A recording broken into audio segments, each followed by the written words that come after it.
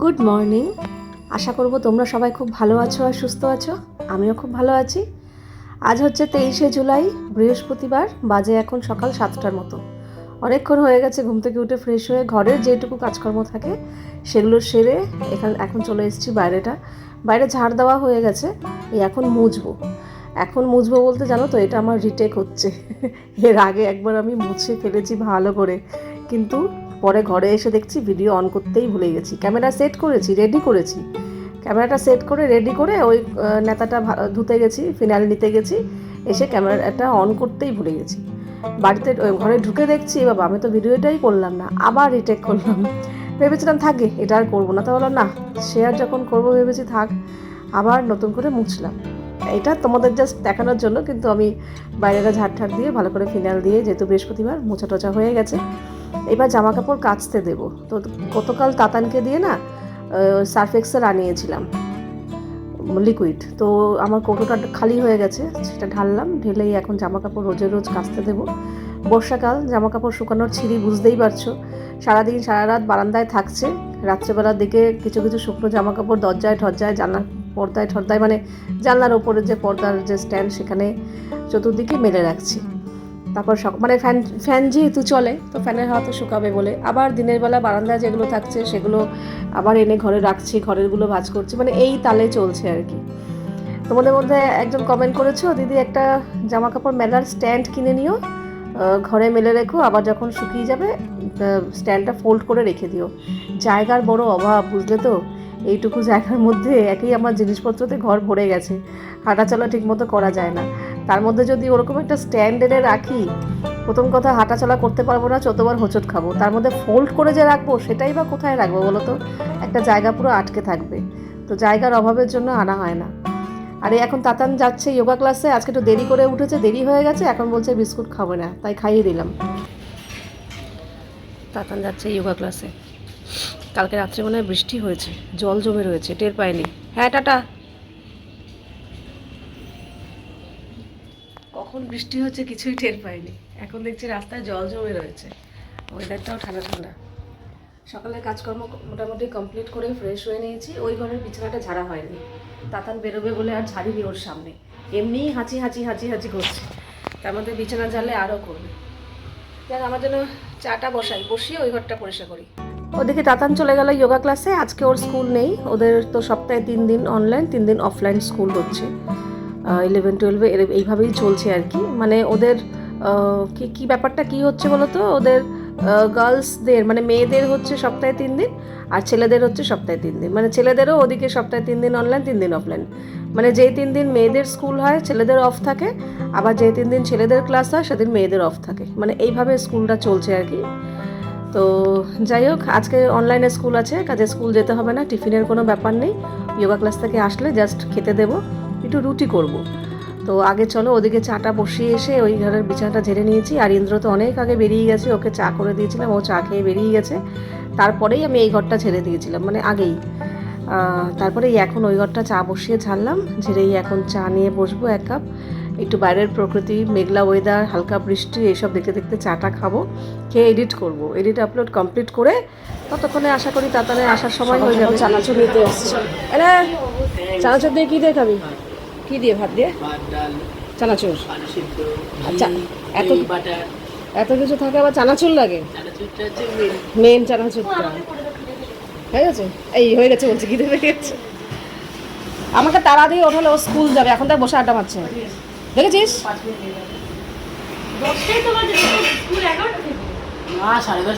10টা বাজে, 10:30 থেকে স্কুলে বসে আছে। তোজোর আজকাল এত নকশামি হয়েছে, নিচে গেলেই মা ওর সম্পর্কে বলতেই থাকে, মানে খাওয়া নিয়ে। আগে কত লক্ষ্মী ছেলে ছিল, বলতাম কি যা দেই তাই খেয়ে নেয়। আগে আসতো না তখনই বলতাম কি এটা খাবি ওটা খাবি, সবেতেই ওর হ্যাঁ থাকতো, না থাকতো না কখনো। আর এখন সবেতেই না, মানে ওর যে কি ভালো লাগে না সেটাই হচ্ছে বোঝা মুশকিল।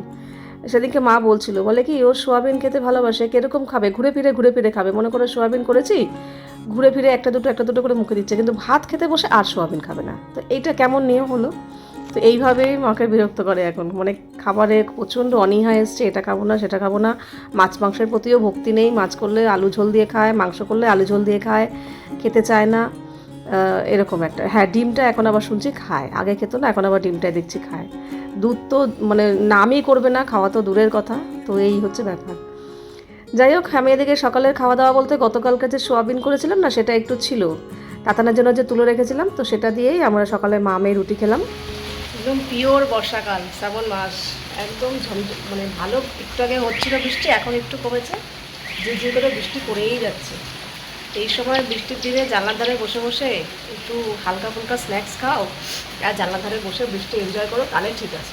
কাজ বাজ করলে আর কি বৃষ্টি, তবু তো ভালো যে আমাদের বাড়ির ভেতরেই যা কাজকর্ম, বাসন মাজা থেকে শুরু করে ঘর মোছা, রান্নাবান্না সব কিছুই ঘরের ভেতরে।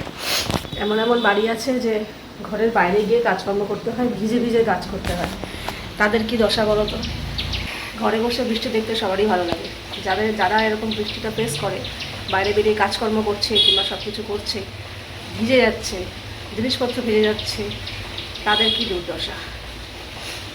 বর্ষাকাল আমাদের সব রকম ঋতুই সহ্য করতে হয়। গরমকালে অতি গরমে বাবা পেরে উঠি না, বর্ষাকালে এই যে অতিবৃষ্টি, আবার শীতকালে অতি শীত, শীতকালে অতি শীত পরে কোথায় কয়েকদিন, শীতকালটা খুবই কম। জানি অনেক ভিতরে জ্ঞান দিয়ে ফেলেছি। আমি চলে এসেছি রান্নাঘরে, এখন রান্নাবান্না করব। সবজি কিছু বার করেছি এখানে, এখন এগুলো কাটাকুটি করি। এইবার দেখি এরকম বেগুন নিয়ে এসছে, এরকম সাদা গোল গোল। চলে এসেছি দুপুরে রান্না বান্না করতে। ওদিকে অলরেডি আমি রান্না বসিয়েও দিয়েছি, আর এইখানে যেই বেগুন দুটো এনেছিল ওই সবুজ সবুজ গোল গোল, সেই বেগুন কাটছি বেগুন ভাজবো বলে। কিন্তু বেগুন দুটো এত বাজে, ভাবলাম একটা ঠিক আছে এরকম, আরেকটা হয়তো ভালো হবে। দুটোই এমন এমন জায়গায় পোকা, মানে বাদ দিতে দিতে দিতে দিতে দিতে দিতে মানে আর বেগুনের আর গোটা অংশ কিছু নেই। টুকরো টুকরো বেগুন ভাজা করেছি আজকে, জানো, কিন্তু রাখবো না বেগুনের, কী করতে আর রাখবো। ভাজার উদ্দেশ্যে যখন রেখেছি ভেজেই ফেলি। গোটা গোটা 2 থেকে 3 পিস পেয়েছি, আর বাকি সবই টুকরো টুকরো ভাজা।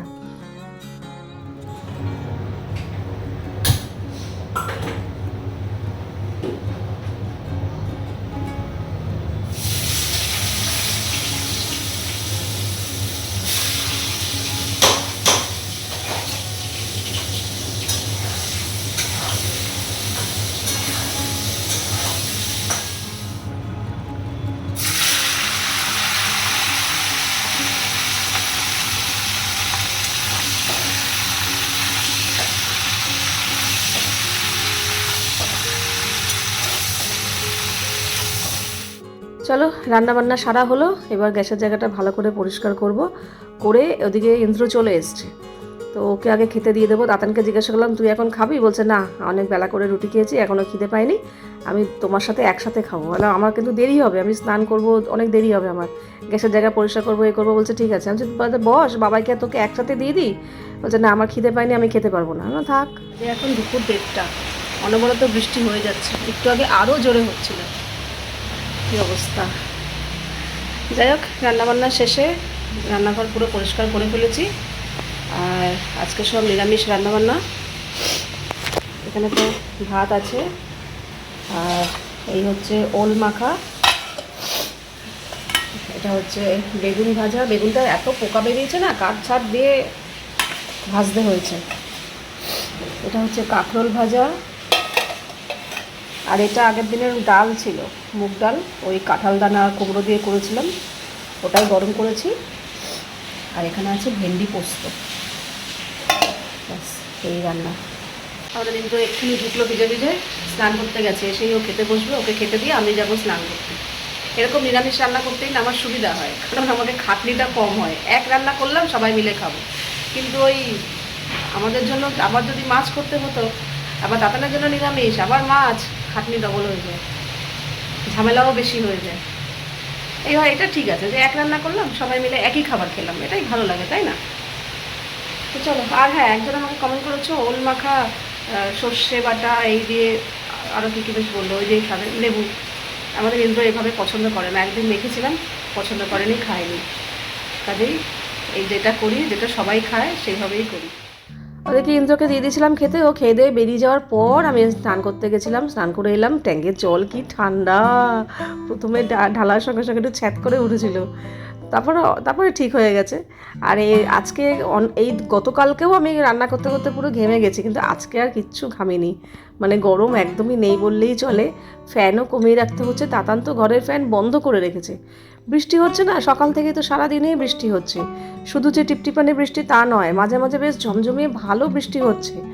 ভালো বলতে ভালোই, মানে বারান্দায় জল এসছে, জানলা দিয়ে দিতে হচ্ছে, জলের ছাট আসছে, আবার যখন একটু কমে যাচ্ছে, কিন্তু একদম যে থেমে যাচ্ছে তাও নয়। আর মেঘলা ওয়েদার তো রয়েইছে, লাস্ট সূর্য কবে দেখেছি মনে পড়ছে না। তো ওইভাবেই চলছে জীবন। ঘরের মধ্যে থেকে তো ভালোই লাগে, কাজবাজ না করলে ভালো লাগে। বসে বসে জানলার দিকে তাকিয়ে তাকিয়ে গাছের পাতার ওপর বৃষ্টি পড়ছে সেসব দৃশ্য দেখবো। তার মধ্যে থেকে কিছু কিছু দেখা যায়, আমি এগুলো দেখতে থাকি আর কি। যে কোনো একটা পাখি বৃষ্টিতে ভিজবে না বলে পাতার আড়ালে বসে রয়েছে একদম, মানে গুটিসুটি করে, আবার মাঝে মাঝে ডাকছে। ভাল লাগে, ভীষণ ভাল লাগে। আমার প্রকৃতির দৃশ্য দেখতে না ভীষণ ভালো লাগে। তো যাই হোক, তো চলো এখন তাতানকে ডাকছি খাওয়ার জন্য। ডাকতে ডাকতে তো আসতেই চায় না, আয়রে আয়রে বলে কি তুমি বসো আসছি, তুমি শুরু করো আসছি। তো যাই হোক, এখন দুজনে মিলে খাবো। খেয়ে দিয়ে এই খাবার দাবারগুলো কিছু ফ্রিজে ঢোকাবো না, কারণ রাত্রে কি খাবে না খাবে আমাকে আজকে বলে যায়নি। অন্যদিন দুপুরবেলা ইন্দ্র খেতে বসলে জিজ্ঞাসা করি রাত্রে কি করব, তো বলে যে এইটা করো। যদি আমি ফোন করি রাত্রেবেলা তাহলে রান্নার মেনু চেঞ্জ হতে পারে, আর যদি ফোন না করি তাহলে যেটা বলে যায় সেটাই করে রাখি। এরকম একটা সিস্টেমে চলছে, কিন্তু আজকে দুপুরবেলা আমি জিজ্ঞাসা করতেই ভুলে গেছি রাত্রে কি করব। তো দেখি সন্ধ্যাবেলার দিকে ফোন করব, কাজেই এখন আর কোনো খাবার ঢোকাবো না, থাক বাইরে, রাত্রে কি জানবো সেই বুঝে ঢোকাবো। তার নাচের স্কুলে গেছিলো, ওখান থেকে এসে একটু টিভি নিয়ে বসেছে, ওকে একটু দুধ দিলাম, 1 কাপ দুধ খেয়ে একটু টিভি নিয়ে বসেছে। আর আমি এখন একটু চা নিয়ে বসবো। সারা দুপুর ঘুমাইনি, প্রচণ্ড ঘুম পাচ্ছিল, ইচ্ছা করে ঘুমাইনি যে না রাত্রে ঘুমটা ভালো হবে। তো এখন মাথাটা কেমন হালকা হালকা ধরেছে, টিভি দেখেছি, মোবাইল দেখেছি অনেকক্ষণ, মাথাটা কেমন হালকা হালকা। আমার মাথা ধরার রোগ খুব একটা নেই, কিন্তু মাথা ধরেনি, কিন্তু এই জায়গাটা কেমন একটা হালকা মানে অস্বস্তিকর লাগছে। তো ভাবলাম একটু চা নিয়ে বসলাম। আর চায়ের সাথে আজকে এই নিমকি, এই নিমকিগুলো আমার মা বানিয়েছে, বাড়িতে বানিয়ে দিয়েছে, বেশ ভালো হয়। এই নিমকিগুলো দিয়ে চা খেতে আমার ভীষণ ভালো লাগে। আরেকজন সন্ধ্যা হলে খিদে পায়, কিন্তু দুধ খাওয়ার সময় ওর খিদেটা থাকে না। বলে কি খেয়েছিস, কিন্তু আমাকে বলেছিস হাফ কাপ দাও, হাফ কাপ দাও, দেখি দেখি তুমি কতটা ঢালছো, দেখি দেখি আমার সামনে দাঁড়িয়ে। কারণ হচ্ছে খিদে পাইনি বলে না, কারণ খালি পেটে তো চানাচুর খেতে পারবো না, তাই জন্য আগে দুধটা একটু খেয়ে নাও, পেটটা একটু তাহলে গ্যাস হয়ে যাবে না, এই জন্য আগে দুধটা খেয়ে নিলাম। দুধ খাওয়ার পরেও চানাচুর খেতে নেই না, যদি অনেকক্ষণ হয়। দেখি কতটা নিচে, তুই এখনো খেতে পারবি না। হ্যাঁ তুই একটু পরে রেখে দিবি, দেখ খেলে কোনো ব্যাপার না, কিন্তু একটুখানি খেয়ে রেখে দিবি না, কিন্তু তখন আমি খাবো না। কিন্তু ও প্রত্যেকবার নেয় কিন্তু খেতে পারে না, সেই রেখে দেয়। খেলে খা, আমার কোনো সমস্যা নেই, কিন্তু রাখবি না, ওটা বড় বিরক্তিকর। তাহলে থাক থাক থাক থাক থাক রাখ রাখ রাখ, ঠিক আছে ঠিক আছে রাখ, ঠিক আছে ঠিক আছে রাখ, এটা ঢাক, নরম হয়ে যাবে, আটকা।